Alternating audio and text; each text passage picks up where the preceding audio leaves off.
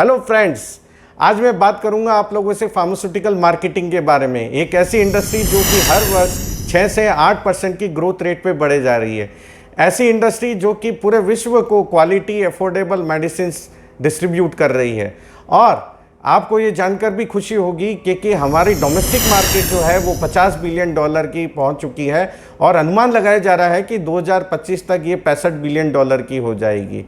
तो आज हम बात करेंगे कि कैसे फार्मास्यूटिकल मार्केटिंग जो है वो दूसरे इंडस्ट्री से बिल्कुल अलग है, इसके क्या कंसेप्ट हैं और ये किस तरह से परफॉर्म की जाती है, जिससे कि डॉक्टर्स, पेशेंट्स और जितने भी स्टेक होल्डर्स हैं उन सभी को सही और सस्ते मूल्य पर दवाइयाँ उपलब्ध करा सके और कंपनी की ग्रोथ भी आगे बढ़ सके। आज हमारे देश में 60,000 से भी ज़्यादा जेनरिक दवाइयाँ जो हैं उपलब्ध हैं, लेकिन सबसे बड़ा कॉम्पिटिशन्स इन फार्मा इंडस्ट्री के बीच में है, जिससे कि वो बेहतर तरीके से अपने प्रोडक्ट्स जो हैं वो डॉक्टर्स के सामने डिस्प्ले कर सके और एक बेहतर पेशेंट कॉम्प्लायंस फॉर्मुलेशन जो है वो प्रोवाइड करा सके। और इसी के चलते मार्केटिंग जो एक ऐसा एरिया है जो कि बहुत ही कॉम्पिटिटिव, डायनामिक और चैलेंजिंग से भरा हुआ है। तो जैसा कि मैंने आपको कहा कि फार्मास्यूटिकल मार्केट जो है वो दूसरे एफएमसीजी या कोई भी इंडस्ट्री आप ले लें उनसे बिल्कुल अलग है। ये अलग इसलिए है क्योंकि इसके मार्केट स्टेक होल्डर्स अलग हैं। जी हाँ दोस्तों, मार्केट जहाँ पे आप अपना प्रोडक्ट जो है वो लॉन्च करते हैं, जहाँ पर आप अपने प्रोडक्ट्स की क्वालिटी, उसकी यूनिकनेस और उसके बेनिफिट्स के बारे में कस्टमर को बताते हैं। तो चलिए आज मैं आप लोगों को बताता हूँ फार्मास्यूटिकल मार्केट क्या है। फार्मास्यूटिकल मार्केट एक ऐसा मार्केट जहाँ पे पूरी की पूरी प्रैक्टिस या प्रमोशंस कहें तो वो गवर्नमेंट या फिर रेगुलेटरी एजेंसी गवर्न करती है।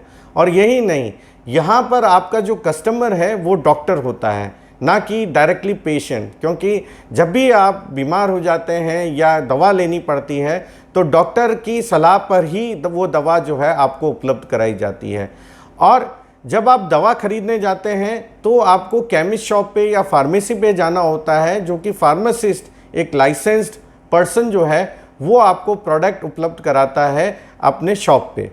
तो फार्मास्यूटिकल मार्केटिंग है क्या? फार्मास्यूटिकल मार्केटिंग एक ऐसी स्ट्रेटजी है जो कि फार्मास्यूटिकल कंपनीज फॉलो करती हैं, जिससे कि वो अपने प्रिस्क्रिप्शन दवाइयाँ या ओटीसी ड्रग्स या मेडिकल डिवाइसेस जो है वो प्रैक्टिशनर्स को या हॉस्पिटल्स को या फार्मेसी को ऑफ़र करती हैं और प्रमोट करती हैं।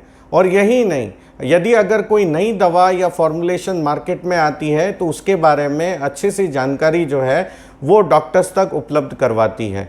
और यदि क्लिनिकल एविडेंस की ज़रूरत होती है या किसी तरह के लिटरेचर्स की ज़रूरत होती है, जिससे कि उसके गुणवत्ता के बारे में, जिससे कि उसकी सुरक्षा और उसकी एफिकेसी के बारे में अगर डॉक्टर्स को पूछना हो तो वो भी फार्मा कंपनी अपने मार्केटिंग स्ट्रैटेजीज़ के थ्रू प्रमोट करती है और बताती है। तो फार्मा मार्केटिंग दूसरे एफएमसीजी मार्केटिंग और अदर इंडस्ट्री मार्केटिंग से अलग क्यों है? यहाँ पर फार्मास्यूटिकल मार्केटिंग जो हो रही है वो सिर्फ़ और सिर्फ उन दवाओं के लिए हो रही है जो कि साइंटिफिक बेस्ड अप्रूव्ड प्रोडक्ट्स होती हैं और ये रेगुलेटेड मार्केट में ही परफॉर्म की जाती है। जी हाँ दोस्तों, यदि अगर एफएमसीजी प्रोडक्ट, अगर आप कोई भी साबुन है या तेल है या परफ्यूम अगर देख लें, यदि उसमें कोई फॉर्मुलेशन में गड़बड़ी भी हो जाए या फ्लेवर में या उनके पैकेजिंग में गड़बड़ हो जाए तो चलेगा, लेकिन दवाओं के मामले में ये क्वालिटी या कोई भी इशू जो है वो कंसिडर नहीं की जाती है। और इनके प्रमोशंस में क्या कम्युनिकेशंस होने चाहिए, कितना कम्युनिकेशंस होना चाहिए, किन लोगों को कम्युनिकेट होना चाहिए, ये सिर्फ़ और सिर्फ जो है रेगुलेटरी बॉडीज़ ही डिसाइड करती है। और जब वो अप्रूवल ले लिया जाता है तभी वो रेगुलेटरी बॉडीज़ जो है इन फार्मा कंपनीज़ को अलाउ करती है अपने प्रोडक्ट को मार्केट करने के लिए। यहाँ पे फार्मास्यूटिकल मार्केटिंग जो है वो दो तरह से होती है। एक तो होती है पर्सनल सेलिंग और दूसरी होती है डायरेक्ट टू कंज्यूमर सेलिंग। जी हाँ दोस्तों, यदि अगर आप प्रिस्क्रिप्शन मेडिसिन देखते हैं जो कि केवल और केवल सिर्फ डॉक्टर ही लिख सकते हैं, तो उन दवाओं के लिए मेडिकल रिप्रेजेंटेटिव या कहें तो सेल्स फोर्स जो है वो फार्मा कंपनी से डेजिग्नेट की जाती है और वो डॉक्टर्स को विज़िट करते हैं, हॉस्पिटल्स को विज़िट करते हैं और अपने नए फॉर्मुलेशंस और प्रोडक्ट के बारे में बताते हैं। वहीं दूसरी ओर जो कि ओटीसी ड्रग्स कहलाती है, ओवर द काउंटर ड्रग्स कहलाती हैं, जिसे प्रिस्क्रिप्शन की आवश्यकता नहीं होती है और आप डायरेक्टली फार्मेसी पे या किसी भी केमिस्ट शॉप पे खरीद सकते हैं। उन दवाओं के लिए डायरेक्ट टू कंज्यूमर एडवर्टाइजमेंट्स किया जाता है, जैसे कि आपने मूव, आयोडेक्स, पैरासीटामोल, कई तरह के फॉर्मुलेशंस के लिए आपने एडवर्टीजमेंट्स टीवी पे या रेडियो पे या न्यूज़पेपर के माध्यम से देखा भी होगा। जैसे कि मार्केटिंग को भी डिफाइन किया जाता है, it is a set process of a organisation which creating, communicating, delivering value to the customer and maintaining a relationship with the customer for the benefit of the organisation and stake holders.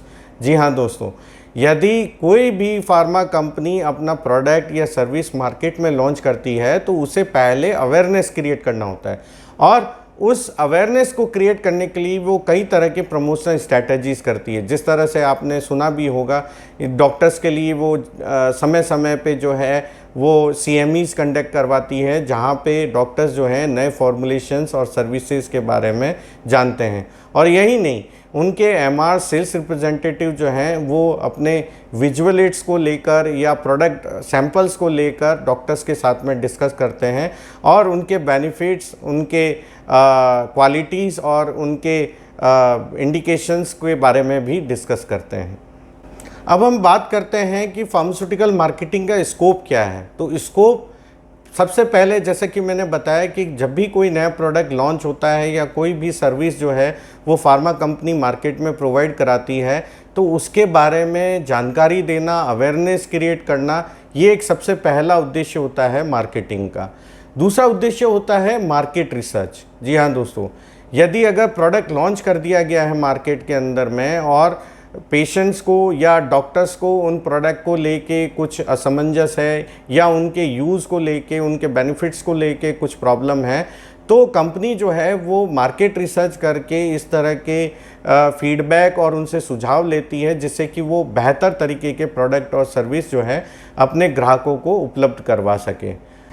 तीसरा scope जो है वो sales and distribution होता है। जी हाँ दोस्तों, यदि अगर मार्केटिंग टीम जो है वो प्रोडक्ट को अच्छे से प्रमोट कर लेती है, अवेयर कर लेती है और डॉक्टर भी उनके प्रोडक्ट्स को प्रिस्क्राइब करने लग जाते हैं, तो वो प्रोडक्ट जल्द से जल्द नियर बाई केमिस्ट शॉप पे, फार्मेसी स्टोर पे या हेल्थ केयर स्टोर पे उपलब्ध होना बहुत ही आवश्यक है और इसकी जिम्मेदारी जो है वो मार्केटिंग टीम के ऊपर ही होती है।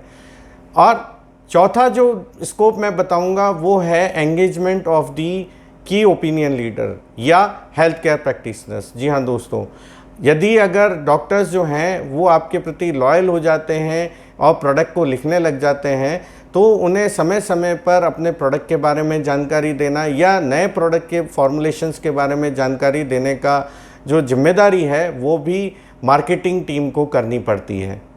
पांचवा स्कोप है ब्रांड मैनेजमेंट। जी हाँ दोस्तों, जैसा कि मैंने वीडियो के शुरुआत में बताया कि इंडिया में ज़्यादातर जेनरिक दवाइयाँ जो हैं वो बेची जाती हैं और मैन्युफैक्चर की जाती हैं और इन्हीं जेनरिक ड्रग्स को ब्रांडेड जेनरिक ड्रग्स के नाम से बेचने के लिए कंपनी जो है उन्हें प्रमोट करती हैं, जिससे कि डॉक्टर्स लंबे समय तक उसे याद रख सके।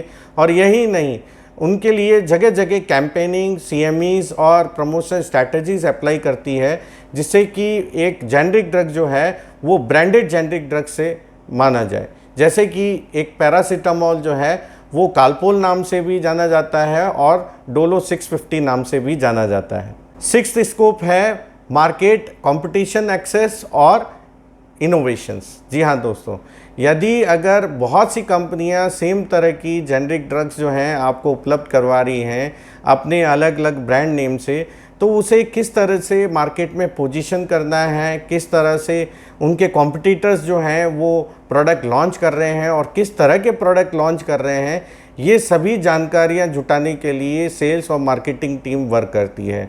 और यही नहीं, किस तरह से एक नया फॉर्मुलेशन डेवलप किया जाए जिससे कि बेहतर तरीके का पेशेंट कॉम्प्लायंस प्रोडक्ट जो है मार्केट में लॉन्च किया जाए और डॉक्टर्स को अट्रैक्ट किया जाए। इस तरह की सारी स्ट्रैटेजीज़ जो हैं वो सेल्स और मार्केटिंग टीम फार्मा कंपनीज़ के लिए प्रोवाइड करवाती है। अक्सर आप लोगों ने देखा होगा कि FMCG प्रोडक्ट जैसे कि साबुन, डियो या और भी कई तरह के उत्पाद जो हैं वो सेलिब्रिटीज़, स्पोर्ट्स पर्सन एंडोर्स करते हैं। इसी तरह से फार्मा वर्ल्ड में भी जो भी ब्रांड या प्रोडक्ट लॉन्च होता है तो फार्मा कंपनी कोशिश करती है कि उनके ब्रांड्स को, उनके प्रोडक्ट को किसी तरह का की ओपिनियन लीडर एंडोर्स करें। जी हाँ दोस्तों, की ओपिनियन लीडर्स ये हर मेडिकल स्पेशलाइजेशंस में होते हैं, चाहे वो कार्डियक हो, डर्मेटोलॉजिस्ट हो या ऑर्थोपेडिशियंस हो। और इन की ओपिनियन लीडर्स को फॉलो करते हैं उनके जूनियर्स डॉक्टर, उनके प्रोफेशन से जुड़े हुए सारे स्टेक होल्डर्स जो कि उन्हें मानते हैं, उनको रेगुलर फॉलो करते हैं। इसीलिए फार्मा कंपनीज भी उन्हीं की ओपिनियन लीडर्स पे फोकस करती है, जिससे कि ज़्यादा से ज़्यादा प्रोडक्ट या ब्रांड जो है वो प्रमोट किया जाए उन की ओपिनियन लीडर्स के द्वारा। तो आज के दौर में जितनी भी आप कंपनीज देख रहे हैं, चाहे वो ल्यूपिन हो, डॉक्टर रेड्डीज़ हो या सन फार्मा हो, वो कहीं ना कहीं अपने मार्केटिंग स्ट्रैटेजी से, अपने ब्रांड पोजीशनिंग से मार्केट में कायम हो सकी हैं। और यही नहीं, नेशनल और इंटरनेशनल मार्केट में भी एक अपनी ब्रांड या छवि बना चुकी है। तो ये सारी की सारी जो जानकारी है वो फार्मास्यूटिकल मार्केटिंग किस तरह से की जाती है और ये क्यों डिफरेंट है और इसमें किस तरह से जो है अपने ब्रांड या प्रोडक्ट्स को प्रमोट करती हैं, वो सारी जानकारियाँ मैंने आप लोगों को इस वीडियो में उपलब्ध कराई हैं। और यदि अगर आपको वीडियो अच्छा लगा हो तो प्लीज़ लाइक करिए, शेयर करिए, सब्सक्राइब करिए। Thank you very much.